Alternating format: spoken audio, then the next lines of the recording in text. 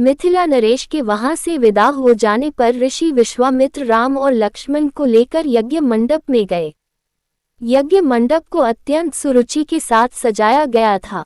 उस भव्य मंडप को देखकर लगता था मानो वह देवराज इंद्र का दरबार हो। देश देशांतर के राजा महाराजाओं के बैठने की अति सुंदर व्यवस्था की गई थी। मंडप के ऊपर बहुमूल्य रत्नों से बने झालरयुक्त आकर्षक वस्त्रों का वितान तना हुआ था। वितान के चारों ओर फहरते हुए पताके मिथिलापति की कीर्ति को प्रदर्शित कर रहे थे। बीच बीच में रत्नजटित स्तंभ बनाए गए थे। वेदपाठी ब्राह्मण एवं तपस्वी शांति पाठ कर रहे थे। देदीप्यमान वस्त्राभूषणों को धारण किए राजकुमार अपने अपने आसनों पर विराजमान थे। ऐसा लग रहा था मानो सैकड़ों इंद्र अपने वैभव और सौंदर्य का प्रदर्शन करने के लिए महाराज जनक की यज्ञ भूमि में एकत्रित हुए हों। इस सौंदर्य का अवलोकन करने के लिए जनकपुर की लावण्यमयी रमणियां अपने घरों के झरोखों से झांक रही थीं। गर्जन तर्जन करते हुए पिनाक को इस मनोमुग्धकारी वातावरण में यज्ञ भूमि में लाया गया। सभी की उत्सुक दृष्टि उसी ओर घूम गई। सहस्त्रों व्यक्ति उस धनुष को एक विशाल गाड़ी में धीरे धीरे खींच रहे थे। उस विशालकाय वज्र के समान धनुष को देखकर बड़े बड़े बलवानों का धैर्य छूटने लगा और पसीना आने लगा।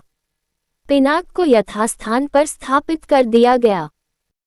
राजा जनक के ज्येष्ठ पुत्र सीता एवं उनकी सहेलियों को साथ लेकर धनुष के पास आए और बोले, हे संपूर्ण संसार के राजाओं और राजकुमारों, महाराज जनक ने प्रतिज्ञा की है कि जो कोई भी महादेव जी के इस पिनाक नामक धनुष की प्रत्यंचा को चढ़ाएगा उसके साथ मिथिलापति महाराज जनक अपनी राजकुमारी सीता का विवाह कर देंगे। राजा जनक की इस प्रतिज्ञा को सुनकर राजा और राजकुमार बारी बारी से उस धनुष पर प्रत्यंचा चढ़ाने के लिए आए, किंतु भरपूर प्रयास करके भी उस पर प्रत्यंचा चढ़ाना तो दूर उसे हिला भी न सके। अंत में वे लज्जित हो सिर झुकाकर तथा श्रीहीन होकर इस प्रकार अपने अपने आसनों पर लौट गए जैसे कि नागराज अपनी मणि गंवाकर लौट आते हैं। इस प्रकार एक एक करके सब राजाओं और राजकुमारों को विफल मनोरथ होकर लौटता देख महाराज जनक को बहुत दुख हुआ। उन्होंने बड़ी निराशा के साथ मनभेदी स्वर में कहा, संपूर्ण संसार के विख्यात शक्तिशाली योद्धा यहाँ विद्यमान हैं, किंतु बड़े दुख की बात है कि उनमें से कोई भी पिनाक पर प्रत्यंचा नहीं चढ़ा सका। उनकी इस असफलता को देखकर ऐसा प्रतीत होता है कि पृथ्वी शूरवीर क्षत्रियों से खाली हो गई है। यदि मुझे पहले से ज्ञात होता कि अब इस संसार में वास्तव में कोई क्षत्रिय योद्धा नहीं रहा है तो मैं न तो धनुष यज्ञ का अनुष्ठान करता और न ऐसी प्रतिज्ञा करता। लगता है कि मेरी पुत्री सीता आयु पर्यंत कुंवारी रहेगी। परमात्मा ने उसके भाग्य में विवाह लिखा ही नहीं है। महाराज जनक की यह बात सुनकर उन सभी राजाओं और राजकुमारों ने, जो अपनी असफलता से पहले ही लज्जित हो रहे थे, क्षुब्ध मन से दृष्टि नीचे झुका लिया।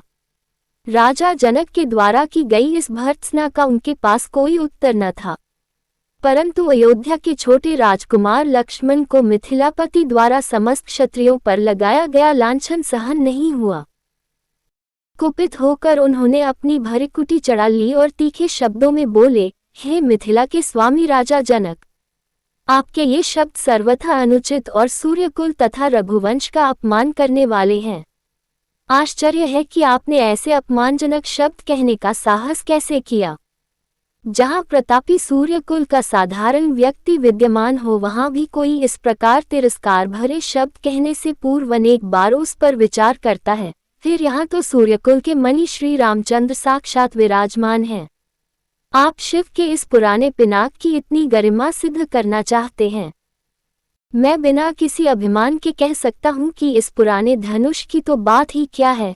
यदि मैं चाहूँ तो अपनी भुजाओं के बल से इस धनुष के स्वामी महादेव सहित संपूर्ण सुमेरु पर्वत को हिलाकर रख दूं।